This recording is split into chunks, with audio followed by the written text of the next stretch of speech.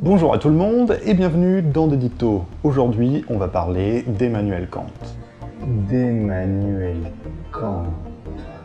Kant, ce grand philosophe né en 1724 et mort en 1804, qui avait ce talent éditorial si particulier de trouver des titres extraordinaires et souvent à rallonge à ses ouvrages.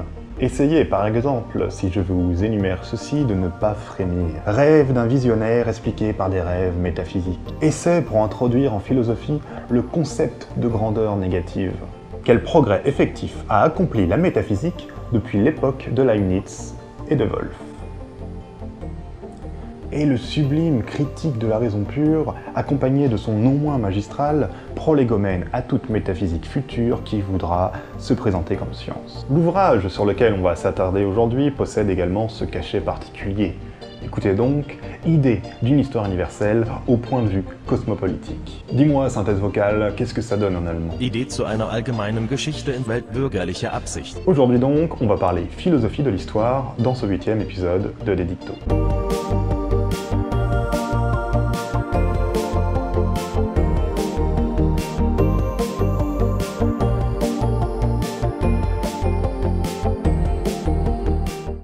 Comme son titre ne l'indique peut-être pas, l'idée d'une histoire universelle au point de vue cosmopolitique est un court article de Kant qui paraît en 1784, soit pour les connaisseurs, 3 ans après la première édition de la critique de la raison pure.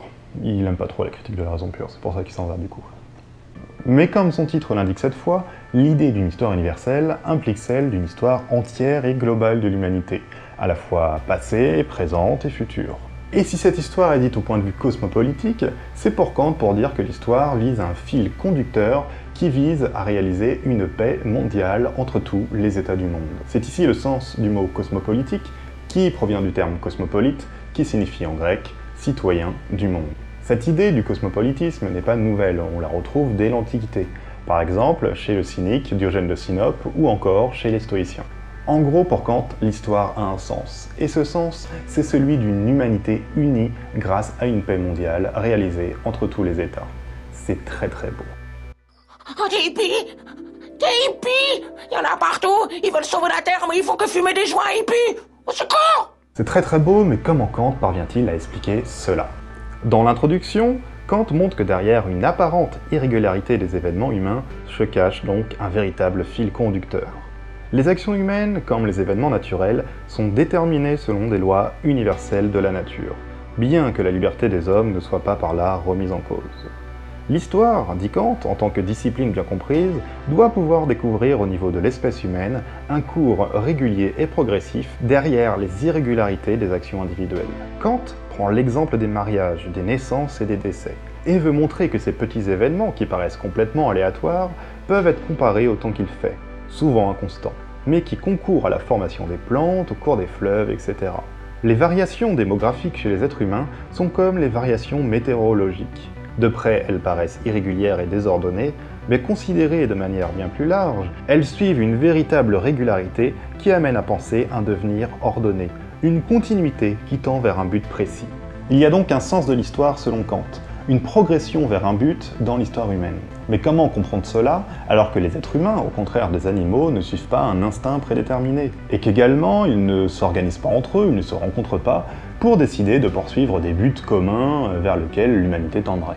Cela signifie-t-il que le sens de l'histoire se réalise à l'insu des hommes? Comment comprendre ce sens de l'histoire? Comment comprendre le fil directeur qui produit ce sens? Kant va développer, après l'introduction, 9 propositions qui vont permettre d'éclaircir la manière dont il comprend ce sens de l'histoire qu'il comprend comme un plan caché de la nature. Dans la première proposition, Kant écrit que toutes les dispositions naturelles d'une créature sont destinées à se développer complètement un jour et conformément à une fin. Cela signifie que tout ce qui est, tout ce qui existe à l'origine a un but, même si l'on ne parvient pas à le comprendre pour le moment. Il ne peut y avoir de nature sans finalité, dit Kant, et qui n'obéissent pas à des lois structurées. Sinon, il n'y aurait que du hasard, impossible à appréhender. Il faut donc penser de manière téléologique.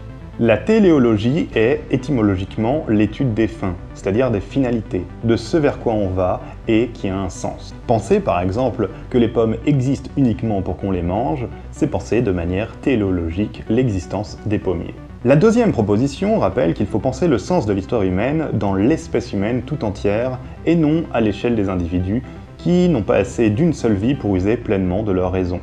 Ce sont des générations d'êtres humains tout entières qui pourront développer la raison humaine de manière aboutie.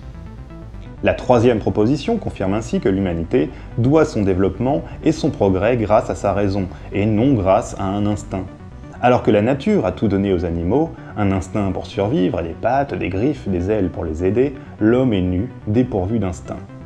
Or, ses mains lui permettent de façonner des outils, mais pour cela, il doit penser ses outils, il doit faire un usage de sa raison et toujours se perfectionner. La satisfaction humaine dépend alors de la réussite des desseins, des buts que les êtres humains se sont donnés en tant qu'êtres libres. La quatrième proposition contient une thèse très célèbre dans le milieu des terminales qui ont un gros coef au bac, celle de l'insociable sociabilité. Kant écrit « L'homme veut la concorde, mais la nature sait mieux, elle veut la discorde ». Une drôle de thèse plutôt paradoxale en apparence. Ce que veut dire Kant, c'est que les humains ont à la fois une tendance à s'associer avec les autres pour se développer et un penchant à se dissocier, à se séparer pour être tranquille. Et pourtant, cet intérêt tout personnel est contredit par la recherche des honneurs, de la domination, par l'ambition personnelle, qui implique de vivre en société. Les êtres humains se rendent alors compte que l'on satisfait mieux ses intérêts personnels en travaillant à plusieurs plutôt que tout seul. L'orgueil de chacun stimule les talents de tous, et cela fait progresser l'humanité tout entière vers la civilisation. De fil en aiguille, cette civilisation pourra se moraliser, dit Kant, c'est-à-dire chercher la sociabilité pour elle-même et non pour la satisfaction d'intérêts égoïstes et cupides.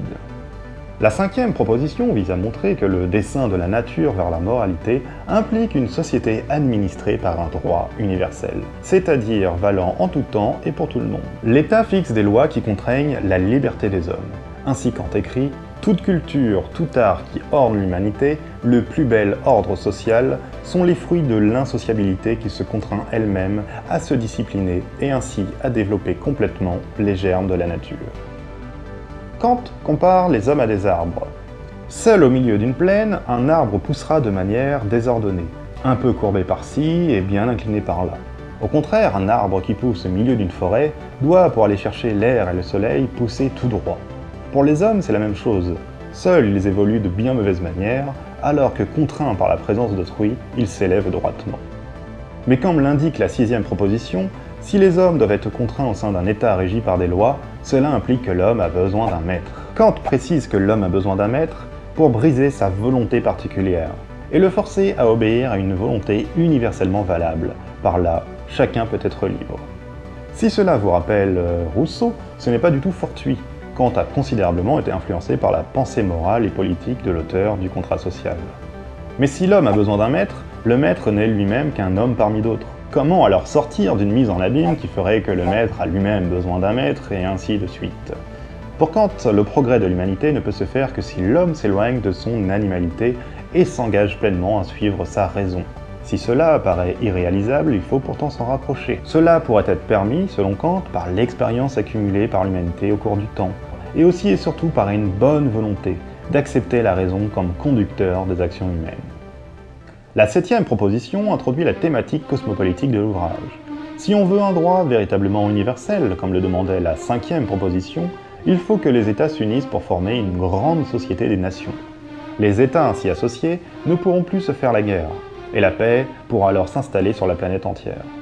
L'insociable sociabilité des individus se retrouve donc au niveau de chacun des États. Mais si comme les individus et les États parviennent à se civiliser, ils sont loin, dit Kant, d'être moralisés.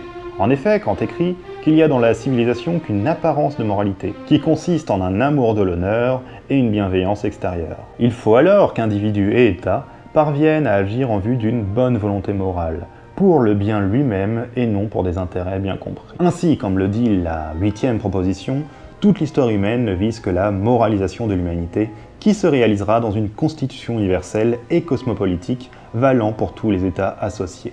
Le voilà ce fil directeur, ce sens de l'histoire inscrit dans un plan de la nature caché aux êtres humains. Dès lors, Kant conclut dans la neuvième proposition que l'on peut servir ce but de la nature en comprenant le sens de l'histoire.